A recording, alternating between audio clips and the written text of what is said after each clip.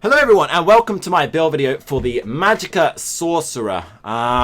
This build is going to be a build that's designed semi for after Morrowind in that it's built to sustain very well, but at the same time offers you enough damage this patch to compensate for any problems you might be having, and in my opinion is a build that doesn't really need much change at any point in any aspect. It has great sustain, great damage, respectable survivability, but you can make this survivability great if you have a set that I don't currently have. I just don't have it, so rip me, basically.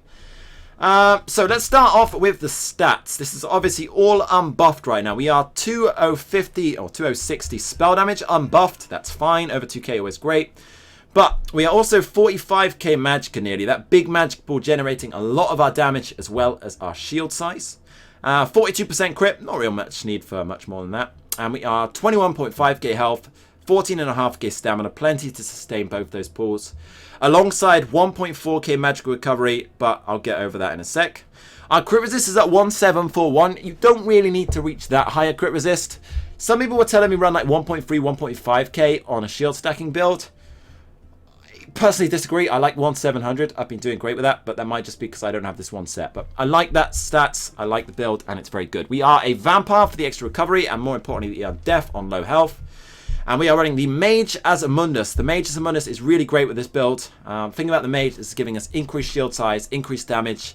I compared the damage to crit, and it's practically the same, but it increases shield size, and especially with how we run our bars, it is the thing to go with. Yeah, I think that covers everything. So, we are using, for our pots, we are using tri-pots. That's to help our stamina sustain. And we are using the tri-stat food here. Max health, max magicka, and max stamina for our food. You do want to go with that. Okay, so our set. On our front bar, we are using 5 Lich. We're using Zavan's Doomstaff. This is a named fire staff sharpened from the Lich. I don't remember which dungeon it was. Spent a bit of time farming it right at the beginning of Tamriel 1, so I can't really remember. And on there is the weapon damage enchant. So running 5 of that. That's spread around our jewelry, etc. Wherever it is. Our armor, sorry, there it is. It's on our armor. 1, 2, 3, 4, and 5. You'll notice 2 traits. I'm running 1 divines, 1 infused. You basically have freedom with 2 of your traits. This is the setup that I prefer. Run what you like. If you want more crit resist, go for it. If you want something else, go for it. It's your choice, your build. Up to you. Obviously, everything is enchanted with Magicka. You don't need any other stats here. Our other set on our back bar, though, is now the Worm set. So the Worm set is a really underestimated set, in my opinion. And the reason being is it gives us your bread and butter stats that you want in your Sorc. Spell damage, Magicka, and magical recovery, as well as having a really nice 5-piece, 5% reduction. This does get nerfed next patch down to 4%. Whether or not it'll still be worth it, we'll have to wait and see. But it's still a great set, in my opinion. Severely underestimated. I think it's far better than running Magnus or Seducer. Magnus is a bit unreliable. Seducer, you're not getting the damage, so you're going to lack damage in the build. Alteration Mastery is crit. It doesn't balance out. The spell damage really helps, so I think it's a great one. And if you're running in a group, you're going to buff your group as well. So that's what's even nicer about this set, is you're also going to buff your group. The monster set, at the moment, I'm running 1-piece Grofdar, 1-piece Guardian. If you have 2-piece Pirate Skeleton, obviously run it. It's absurdly overpowered. It needs an enormous nerf. Cinematics have not addressed it yet. Even in the PTS notes, it's not addressed. Definitely run it if you have it. I just don't have it. I've never dropped the shoulders. I have the worst RNG in the world. So just run that, but make sure one is medium and one's heavy. It doesn't matter too much which way. I mean, technically, heavy helmet will give you more resist, but it's not the end of the world. I think that's everything on the sets. Or Magicka. Oh, our jewelry. So you can actually get gold worm. You can find that. It doesn't make much of a difference, but if you can, why not? And they are all spell damage enchanted. Obviously, all arcane. Onto our skills. So our skills. Again, adjust this as you like. So this is our back bar first. You'll notice I'm keeping all of my expensive things on the back bar. We only get the 5-piece worm on the back bar set. You want to amp those stats up. And thus, we run with our expensive shit here in this order. And I would definitely suggest keeping this. There's a reason why. On the back bar, we're using Ball of Lightning. You'd prefer Streak. Streak is bugged. Fuck Streak. When it's patched, run Streak. But for the time being, because it gets you self-CC'd, it's terrible. So I like Ball of Lightning here for the time being. Streak is definitely the better skill. You want to run Streak over that when it's fixed. Haunting Curse, great dot. Great amount of burst potential. Hugely impressive skill. Definitely want to run. Heal Ward, that's for the shield, the heal, etc. That's your first shield. And then Harness, the most expensive skill on your bar, alongside Heal Ward, another 2.776. A second shield there. You could potentially run Dampen, but I find Harness Sustain is just so good that it's hard to get around, especially again for Morrowind patch. Our last skill then is Power Surge. You could run this or Entropy. In my opinion, the heal from Power Surge outweighs the Magicka from Entropy on our main bar.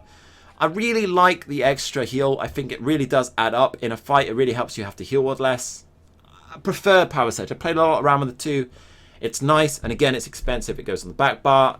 And then our final skill is our first ultimate, the Atronach. I really like this against tanky targets. It makes a huge difference against tanks. So for that reason, I like Atronach. There are people out there who are pricks and will just camp behind mines and Atronach. This is not one of those builds. If you want to play with any self-respect, just drop the Atronach and then move a few steps away from it, would you? Because it's so counter when people run that. Mines, I just completely don't use myself. But if you want to open an overload bar and use that shit, it's your choice. I'm just not using that currently. Our main bar then is running Elemental Drain. This is a huge amount of penetration. Again, extra sustain ready for Morrowind. But that penetration really, again, helps against tanks.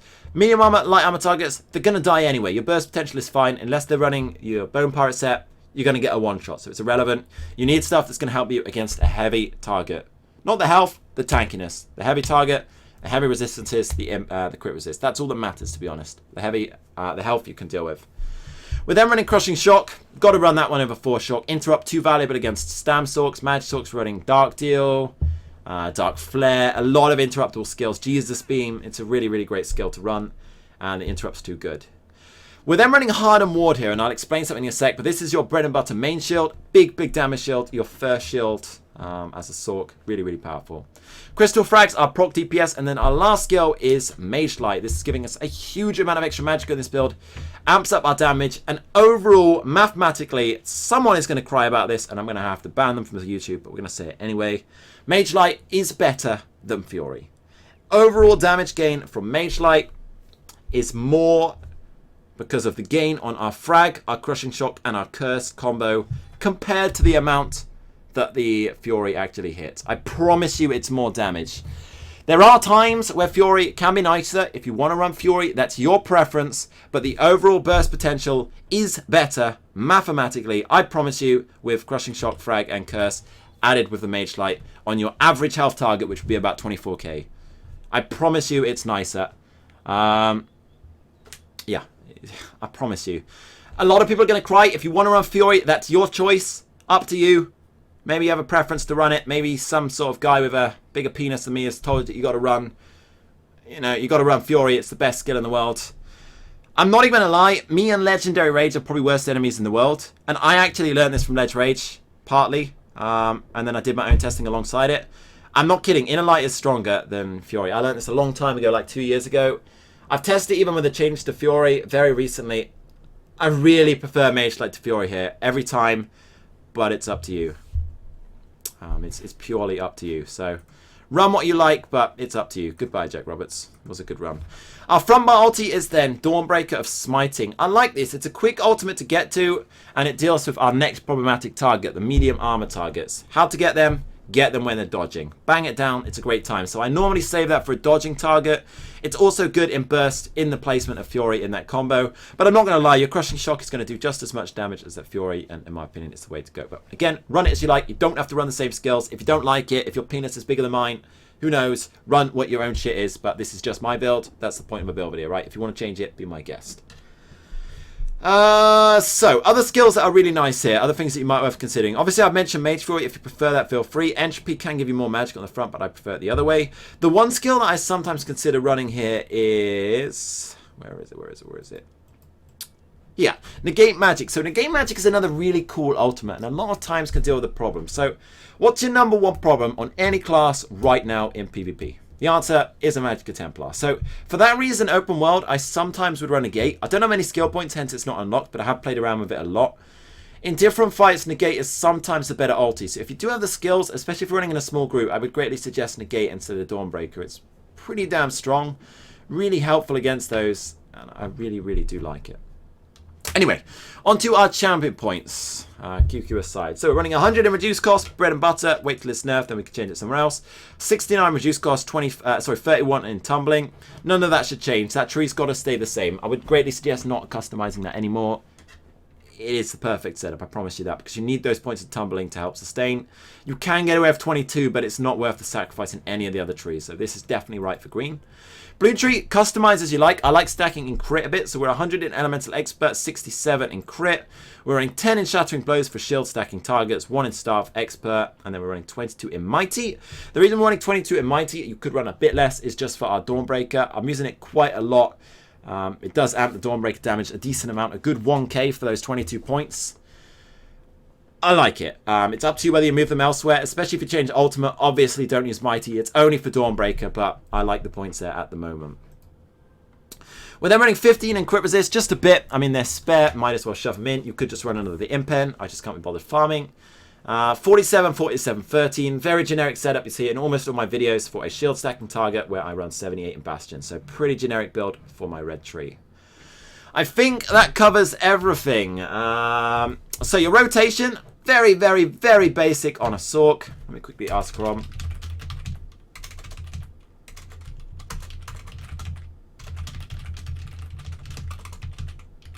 So all we're going to do is we're going to shield up in our fight. We're going to shield up. My food is off. God damn it. Put our sorcery up. We're going to go light attack curse, light attack crushing shock. If our elemental drain isn't up, put it up. And after second elemental, after crushing shock, you're going to put your frag on. So let me get him to heal up because I've got to put elemental drain on. So we get that up. We put our entropy up. We shield. Shield. You should always be shielded in your fight. Put our curse on him.